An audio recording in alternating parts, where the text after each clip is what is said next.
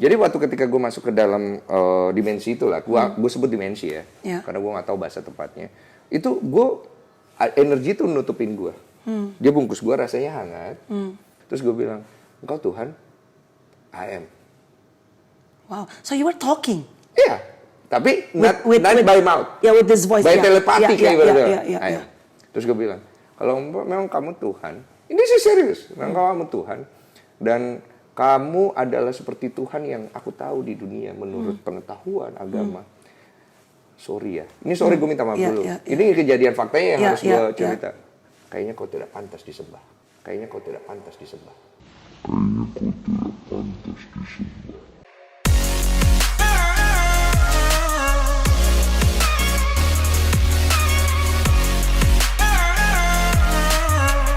1, 2, 3, jawab semuanya. You are a professional basketball player.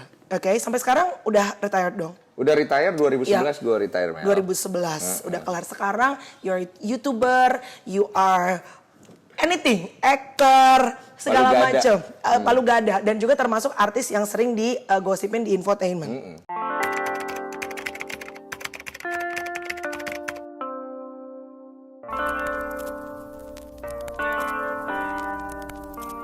Jadi waktu gue kena gosip itu dari mulai dibilang ngamilin cewek, sampai gagal nikah, sampai pernah jalan sama salah satu selebriti ternama juga. Iya. Mas selebriti ya?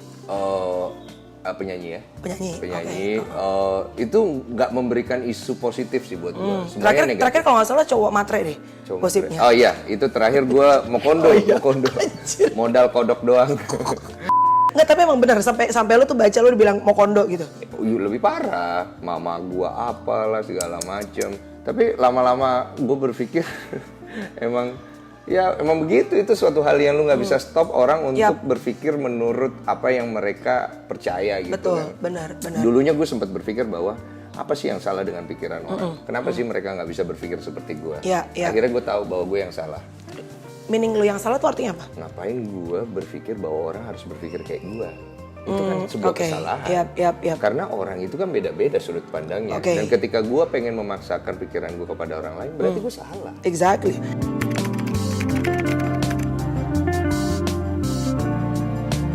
Itu kan sering muncul dalam bentuk quotes di Instagram. Lu nggak bisa bahagian semua orang. Tapi klise sih kedengerannya. Tapi buat gue itu ada benarnya. Tapi benarnya itu akan bisa terjadi ketika lu experience langsung. Betul. Dan problem yang gue rasa di Indonesia itu banyak sekali orang-orang yang ngerasa mereka tidak diperhatikan. Itu juga gue alamin dari kecil. Karena gue dari awal kecil kan memang termasuk adalah orang yang paling banyak ngalami penolakan. Itu yang menjadi kekecewaan terbesar gue di dalam diri gue dari gue kecil. Menurut gue, kalau lo SMA terus lo jadi pemain basket, siapa sih cewek yang mau nolak lo? I mean like kalau lo nembak cewek 5 pasti at least 4 tuh nerima lo gitu. Itu kan dari sudut ininya, dari perspektif A-nya. Kalau perspektif B-nya, awal mulanya itu kan gue tertolak ketika gue datang ke basket itu nggak kucuk-kucuk kemudian diterima. Gue yang berusaha untuk bisa come up with them. Tapi tetap being reject, karena gini loh, hidup di dunia kan ada atributnya. Dari kita pakai apa, betul. dari cara kita bergestur. Kalau gue begini, orangnya rendah hati. Benar. Tahun ini gue mau 39. Lu 82? Gue 81. 81 kan? Sama, gue juga. Lu bulan apa? Lu Sio Ayam ya? Iya. Lu sama ya? Sama ya. Itu gak bisa cocok kita. Masa sih emang gitu? Sio Ayam berantem guys. Ayam tuh kalau Sio Ayam tuh dapat rezeki, itu pasti nggak pernah makan sendirian. Pasti manggil teman-teman, manggil keluarga. Dan lu ngeliat ayam tuh kalau mukbang pasti rame-rame guys. Gak ada ayam ngambil kamera mukbang sendirian. Gak ada. That's the character of chicken. Iya nggak? Dan pinter cari makan. Benar. Udah cocok nih karakter ayam banget nih. Jago debat, pinter, intelektualnya tinggi, tahu memposisikan diri. Masa sih? Oh gitu ya? Lu apa? Bintang apa? Gue Libra. Oh Libra, banyak menimbang-nimbang dong? Banyak menimbang-nimbang.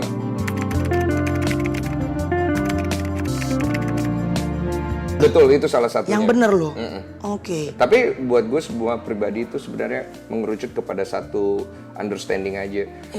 Banyak orang berpikir bahwa semua itu akan menjadi menakutkan ketika lu nikah tua, ketika lu belum menemukan pasangan, ketika lu belum menemukan pekerjaan. Menurut gue semua itu akan berlalu anyway gitu loh. Dan untuk bisa sampai di titik dimana kita bisa paham bahwa itu akan berlalu, ya lu harus melewati proses takut dulu gitu. Tapi nggak semua orang seberuntung itu untuk get wisdom.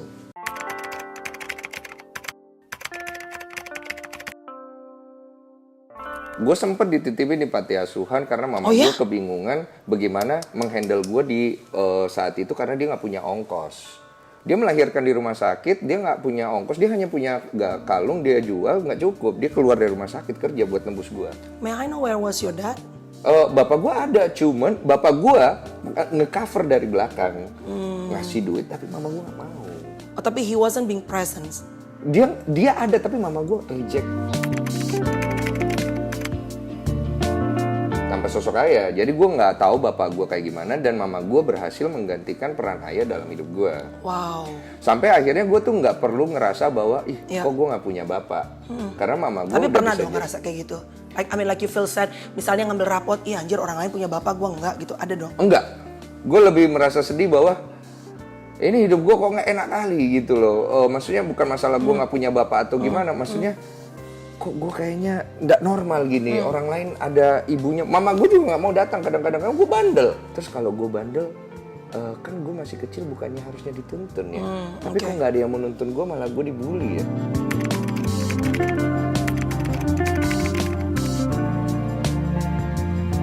Itu adalah psikologis nature dari setiap manusia. Bahkan untuk hewan pun, ketika mereka tercederai, mereka akan bangun barrier. Nah, ketika mereka bangun barrier, mereka terkurung di dalam barrier itu. Mereka nggak bisa keluar.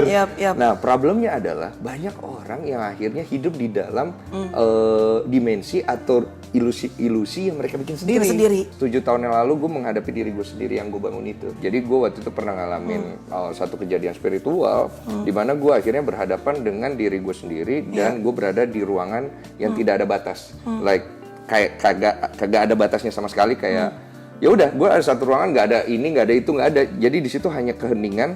Terus gue ngelihat diri gue sendiri, gue berdialog dengan diri gue. Ternyata memang selama ini gue membangun diri gue seburuk itu. Jadi gue bangun diri gue seburuk itu, tapi gue nggak sadar bahwa gue seburuk itu karena gue punya emosi yang tinggi terhadap diri gue sendiri. It sounds like a dream. It's real because it changed me. Gitu loh. Kok bisa? Maksudnya lo masuk ke dalam frekuensi yang seperti itu? Did you use drugs? Jadi gue gak bisa cerita lebih jauh karena it sounds kind of mystic gitu. Mystic? Gue pernah berhadapan dengan ilmu hitam dan segala macam. Oh, wow. I have a long journey lah pokoknya. Wow. Dan gue gak bisa ungkap semua karena ini kan cuma sebentar. Dan di situ gue kena ilmu juga segala macam. Pokoknya gue bisa dengar banyak suara. Jadi ada dua energi di dalam diri gue tabrakan. So you got twisted dong? Kayak twisted mind? Gila. Oh my God. Terus gue pergi cari Tuhan. Jadi ini gue udah gak bisa gue pakai, intuisi gue yang bekerja. Jadi nyari nih, kayak hewan. Dia nyari gitu. Gue gak dapet Tuhannya. Gue stres. Berhari-hari hampir seminggu. Ya pasti lu kurang makan dong ya. Tapi lu gak sadar itu. Akhirnya gue sampai di Jambi, di Kerinci. Di Kerinci itu gue menemukan sedikit ketenangan karena lingkungannya damai, tenang. Tapi dalam gue bergetar terus. Gue lihat tuh gunung. Jadi gue face to face. Ada di IG gue face to face. Gue ngeliat gunung itu. Gue bilang, daki gunung itu kayaknya bagus gitu. Udah begitu aja, sebodoh itu. Jam 3 subuh gue daki. Jam 5 sore gue hilang. Gue mendaki, gue hilang. Gue ditemukan, baju gue udah robek-robek segala macam. Itu setelah gue masuk ke satu dimensi. Terus setelah gue sadar. Nah itu kenapa gue bilang gue tahu itu real. Gue nengok ke atas. There's some kind of energy masuk ke dalam gua, muter di dada gua. Dia muter, itu berasa. Lu kan tahu dada lu kan ada sensor, saraf. Dia muter, kesesakan itu diangkat, semua diangkat, plong. Lu kayak punya hati seluas samudra. Gue nengok ke atas, air mata gue jatuh, gue dengar suara. Berjalan lurus pada kebenaranku, engkau akan melihat semuanya. Oh, wow. Nah itu selepas dari gue masuk ke dalam satu momen itu. Ini beneran kan? Lu gak lagi acting kan? Oh enggak, gue coba acting sebenarnya, tapi this is real. Insting gue saat itu hanya berharap kalau Tuhan memang ada, mohon maaf, Anda tidak adil. Jadi waktu ketika gue masuk ke dalam dimensi itulah, gue sebut dimensi ya, karena gue gak tahu bahasa tepatnya. Itu energi itu nutupin gue. Dia bungkus gue rasanya hangat. seperti cerita-cerita orang yang di YouTube. Terus saya hangat, dingin, cool, damai, oke, joy lah, whatever is that. Terus gue bilang, engkau Tuhan, I am. Wow, so you were talking? Iya, tapi not by mouth. Yeah, with this voice. By telepati kayak gitu. Yeah. Terus gue bilang, kalau memang kamu Tuhan, ini sih serius, memang kamu Tuhan, dan kamu adalah seperti Tuhan yang aku tahu di dunia menurut pengetahuan agama. Sorry ya, ini sorry gue minta maaf dulu. Ini kejadian faktanya yang harus gue cerita. Kayaknya kau tidak pantas disembah. Kayaknya kau tidak pantas disembah.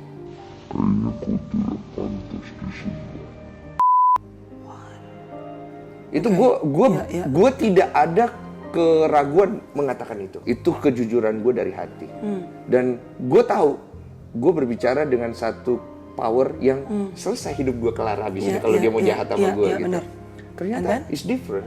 Dia mengayomi gue, malah dia membungkus gue. Engkau ku kasihi, aku menyayangimu. Terus gue bilang, begini cara kau menyayangiku? Oh, you are wrong. Selama ini kau salah. Jadi dia buka tuh, dia reveal semuanya. Dan disitulah banyak pengetahuan, understanding, wisdom yang gue dapat. Bahwa ternyata diri gue memang sebangsat itu. At that time? Sampai sekarang guys. Dan bangsat ngaku nih guys. Dan gue ngelihat bahwa ternyata problem yang gue alamin dan semua orang alamin adalah kita hanya mau terima baiknya kita, tapi nggak mau terima buruknya. You mau akuin diri lu sebaik itu, tapi lu nggak mau ngakuin sebangsat itu. Yang jelek-jeleknya lu simpen ya. Selamanya kau tidak akan nemu peace. Forever. Sampai akhirnya di momen itu gue baru tahu ada 3 level sebenarnya memang dalam kehidupan. Ketika kita ingin membuktikan diri kita masuk ke level 1. Bahwa lu akan pakai effort, pakai tenaga, everything. Gue bisa nih, lo bisa, gue juga bisa. Betul. Tapi itu harus terjadi. Oh, that's part of the process. Kalau nggak terjadi, lu nggak bisa kedua. What is that? Yang kedua adalah di mana lu akhirnya berhasil dan lu ngerasa kok hampa ya. Kok banyak tuh. Kok selama ini itu banyak tuh. Masuklah ke level berikutnya. Ternyata lu bukan siapa-siapa nih. Ternyata apa yang lu dapat itu juga ada karena energy behind that yang ngasih ke lu. Yes. Ya udah akhirnya gue sampai di level itu agak merinding gue jadinya. Sampai di level itu di mana akhirnya gue ngelihat ternyata aku sampah guys. Tapi karena Tuhan aja aku jadi gold aja. Tapi basically that is very nice loh. Ternyata aku tuh sampah tapi because of God He chose me and I become gold.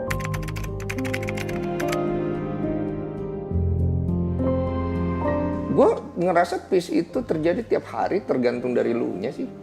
Gue nggak ngerasa bahwa peace is something yang once you get it, it will be forever with you. Sama kayak lu bertobat.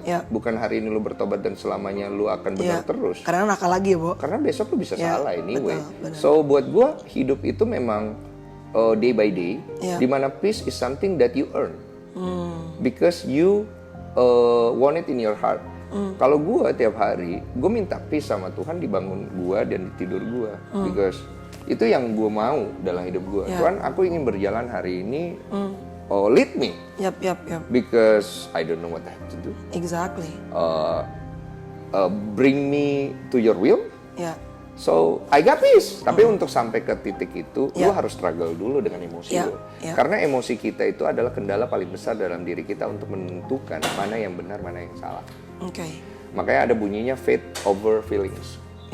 Faith over emotion. Karena emosi kita bisa jadi benar, bisa jadi salah. Could be, betul. Cuma ada orang yang bilang, tapi kalau nggak ada emosi gimana? Ya nggak mungkin nggak ada emosi. Kalau nggak ada emosi kok tidak bisa jalan juga. Tapi how mengontrol emosi itu. Jadi kecerdasan emosional itu yang paling susah. Nah makanya banyak orang yang gue sangat mengencourage mereka. Ketika mereka ingin sesuatu, do it. Make mistakes. Make It's mistake. fine. Make mistake. Di tim gue nggak ada satupun yang di interview yang gue nggak ngomong di sini adalah tempat untuk bikin salah. Kalau kalian nggak bikin salah, kemungkinan ku pecat. Because that's part of the journey. That's a part of the journey. And then kalau bikin salah, ada satu hal yang lu harus lakuin sebagai laki-laki, responsible, being responsible. Nah, gua punya value seperti itu yang waktu kasus gua dulu, ini tuh hancur semuanya. Yang mana nih, which one? The anak one atau anak the dan tunangan itu laki-laki nggak tanggung jawab. Gua pernah dihancurkan semua value prinsip yang gue pegang dengan kenyataan yang ada. Gue pernah ada di momen ibaratnya nerakanya dunia lah, dimana lu dijudge secara moral, lu punya kerjaan nggak ada. Orang mau ngasih lu kerjaan, lu di Mikir-mikir. blacklist, Oh ya? lu ditaruh di belakang. Orang tua kau diomongin, semua diomongin. Wow, Pertanyaannya adalah, bagaimana cara kau menghentikan mereka? nggak bisa. Nggak bisa. Yep. Pilihan kedua adalah bikin diri lu lebih rusak. Well, ini banyak yang nggak tahu. I reveal this. Yeah. Ketika gue ngalamin proses itu, Yeah. I read Alkitab, I read Yeah. Quran, Iya. and I learn a lot of things about Jadi lu tuh history. mencari ya, Dan? Mencari, sampai sekarang masih mencari. Yeah, yeah. Gue bukan orang yang tahu, Yeah. bahkan gue adalah orang yang paling bodoh hari ini. Makanya gue belajar sekali bahwa ternyata hidup itu dibangun bukan menurut apa yang dikatakan orang, tapi menurut apa yang lu percaya dari Tuhan lu. Kalau lu percaya Tuhan lu jahat, kau akan jadi orang jahat. That's gonna happen. That's gonna happen. Ketika lu percaya Tuhan lu itu suka menghukum, kau Yeah. akan menjadi orang yang suka Yeah. menghukum.